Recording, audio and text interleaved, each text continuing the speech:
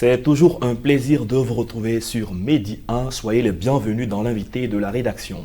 Daniel Pénac, écrivain français dans Chagrin d'école écrit, les mots de grammaire se soignent par la grammaire, les fautes d'orthographe par l'exercice de l'orthographe, la peur de lire par la lecture, celle de ne pas comprendre par l'immersion dans le texte. Aujourd'hui, notre attention se porte sur un concours national d'épellation. Qu'apporte cette initiative dans le développement de l'éducation en Côte d'Ivoire? Pour en parler, nous recevons Jean-Luc Oyi. Il est directeur exécutif du COSEPSI, qui est le comité concours d'épellation Côte d'Ivoire. Bienvenue Jean-Luc. Merci. Avec vous, nous allons parler d'un concours d'épellation dont vous êtes l'initiateur depuis maintenant 3 ans. Comment ça commence? Déjà, nous sommes partis d'un constat, la baisse de niveau des enfants en français. Et là, en tant que grand frère, il fallait qu'on réagisse, on apporte aussi notre pierre à l'édifice. Alors, un concours d'épellation, quelle en est l'importance pour l'apprenant? Puis, je dirais qu'il y a 3 grands points. D'accord. Le premier point, c'est de permettre aux enfants de développer leur culture littéraire et aussi leur permettre de développer leur aptitude à la prise de parole en public, et sans oublier aussi le dernier aspect qui est, je dirais, le changement de mentalité, et c'est ce qu'on apporte aux enfants à travers le concours. On se souvient que dans l'éducation ici en Côte d'Ivoire, la dictée avait été retirée des programmes. La dictée est revenue. Vous, en tant qu'initiateur d'un concours d'épellation, lorsqu'on vous a annoncé, vous avez appris que la dictée revient. Quel est le sentiment que vous avez eu? Oui, nous étions très heureux parce que le combat qu'on mène, c'est de permettre aux enfants vraiment d'apprendre davantage et enrichir leur vocabulaire. Donc c'est ce qu'on voulait apporter comme plus. Donc nous sommes très heureux d'apprendre cela. D'accord. Dites-nous, dans le concours, qu'est-ce qui va se passer? Parce que nous sommes curieux de savoir, est-ce qu'un apprenant qui est dans un concours d'épellation, qui sait épeler un mot, est-ce que de facto, il peut faire correctement et aisément une rédaction? Oui. Donc, puisque l'objectif général, c'est de rehausser le niveau de langue des enfants. Okay. Donc, à travers le concours, on permet aux enfants vraiment d'avoir le goût de la lecture. Donc, un enfant qui a le goût de la lecture, c'est quelqu'un qui lit beaucoup. Voilà, il va lire beaucoup, il va découvrir assez de mots, et là, il aura cette aisance-là de rédiger. Le concours se passe comment? Le concours se passe, je dirais, c'est la dictée à l'oral. Et qui est concerné d'ailleurs? Oui, il y a 3 catégories. Il y a le primaire, le collège et le lycée. Donc, je dirais l'enseignement général est concerné. D'accord. Donc, on imagine qu'il va avoir un certain... Enfin, il y a des critères, un certain nombre de mots que vous sélectionnez pour les débuts. Et expliquez-nous par la suite comment ça se passe. Voilà, donc déjà pour entamer, on donne aux différents candidats une liste d'environ 500 mots. D'accord. Et les enfants, ils s'entraînent à la maison avec aussi leurs encadreurs. D'accord, vous parlez d'entraînement. L'entraînement va consister à quoi? Est-ce que c'est se l'incurgiter, c'est faire des recherches? En quoi consiste cet entraînement? Oui, déjà, il faut savoir qu'il y a des homonymes. Okay. Donc l'enfant, quand il a par exemple 2 mots, je prends un exemple simple, le mot signe. Il y a le mot signe que tout le monde connaît. S-I-G-N-E, et puis il y a l'autre signe qui est C-Y-G-N-E. Donc l'enfant, quand il entend un signe, il doit pouvoir savoir de quel signe s'agit-il. D'accord. Voilà, donc là, il va faire des recherches, connaître la nature, l'origine du mot, la définition du mot. Voilà, donc il y a tous ces paramètres-là que l'enfant doit connaître. D'accord. Au bout de 3 ans, quel est le constat que vous avez fait? Est-ce que cela a amélioré quelque chose? Est-ce qu'il y a eu une saine émulation entre les établissements concurrents? Oui. Aujourd'hui, je reçois des appels des parents qui veulent que leurs enfants participent à l'événement parce qu'ils ont compris que non seulement l'enfant apprend en s'évadant. Donc là, l'enfant ne se rend pas compte qu'il est en train d'apprendre en fait. Pour lui, c'est un jeu, il est en train de s'amuser, mais il apprend. Donc les parents vraiment nous encouragent et chaque année, on reçoit des milliers d'appels pour que les enfants participent. Malheureusement, on laisse la latitude aux écoles de faire le choix de leurs candidats. Donc ça fait que c'est un peu restreint.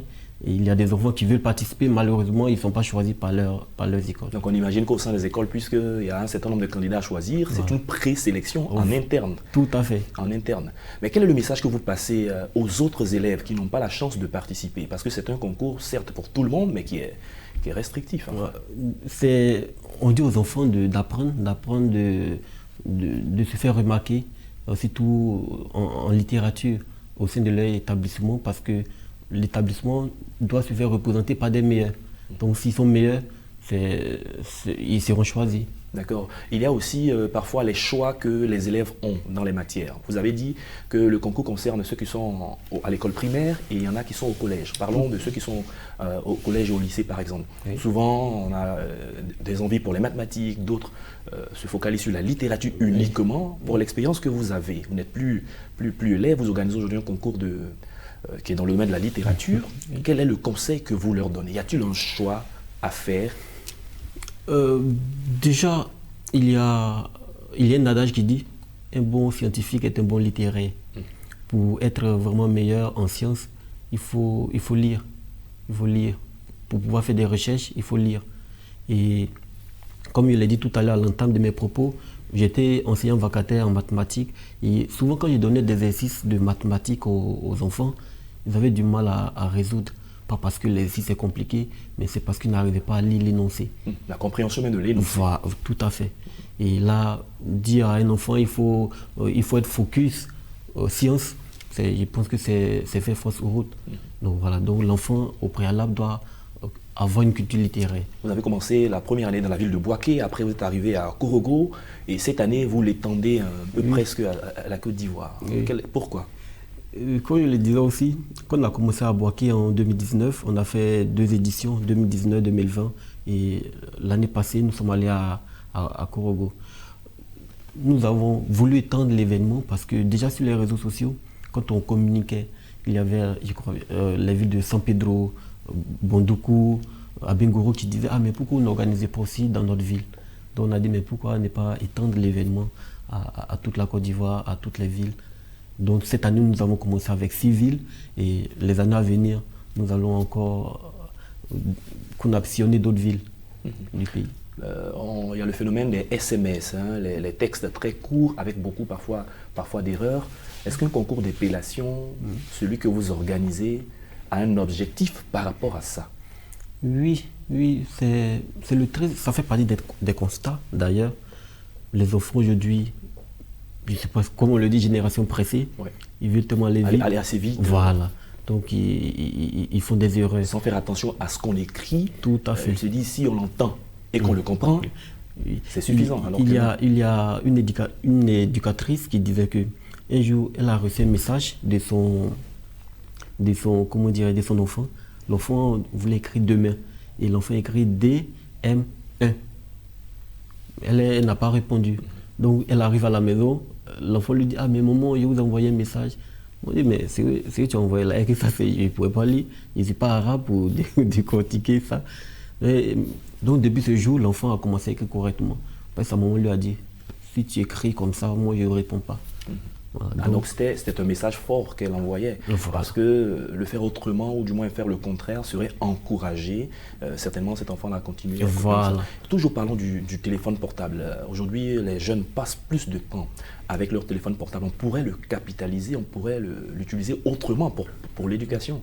Alors que le constat c'est que les enfants sont sur les réseaux sociaux, sur beaucoup de choses et ils n'apprennent pas, ils ne capitalisent pas ce qu'ils apprennent. Votre concours d'épellation fait quoi pour ce genre de cas? Comme je l'ai dit aussi, on sensibilise le public surtout à cela. Parce que en utilisant les réseaux sociaux, c'est pas mal, mais il faut utiliser à bon escient. Donc, comment utiliser les réseaux sociaux pour que ça nous soit profitable? Donc aujourd'hui, on sensibilise, on les encourage à s'orienter vers... aujourd'hui, il y a les bibliothèques numériques. Voilà, on peut lire en ligne, donc on les sensibilise afin que ils utilisent autrement les réseaux sociaux. D'accord, par exemple la lecture en ligne, donc tout ce qui est littérature, vous les encouragez à pouvoir le faire. On a vu récemment les congés dits anticipés par certains élèves, des grèves récurrentes dans les établissements, les phénomènes de grossesse en cours d'année scolaire. Vous y avez pensé? Oui. Aujourd'hui, le concours d'épellation, en fait, c'est une très belle lucane pour nous de réunir plus de 200-300 personnes dans la même salle. Et là, quand ils sont là, à travers le slam, à travers la poésie, on les sensibilise. Toujours dans le but de promouvoir, je dirais, les mots, la lecture. Parce que le slam, on le savait très bien, ce sont les jeux de mots, les rimes. Donc les enfants, on les intéresse à cela. Parce que là, ils découvrent l'importance de la maîtrise des mots. Jean-Luc, oh oui, je rappelle que vous êtes directeur exécutif du comité concours d'épellation Côte d'Ivoire, qui est le COPSEPSI. Avec vous, nous avons parlé du concours national d'épellation pour l'année 2022. Merci d'être passé sur notre plateau. Merci à vous. Tous nos encouragements par rapport à l'initiative que vous prenez. Merci pour tout. C'est la fin de cette émission. Merci à tous de l'avoir suivi. Bonne suite de nos programmes sur Média 1.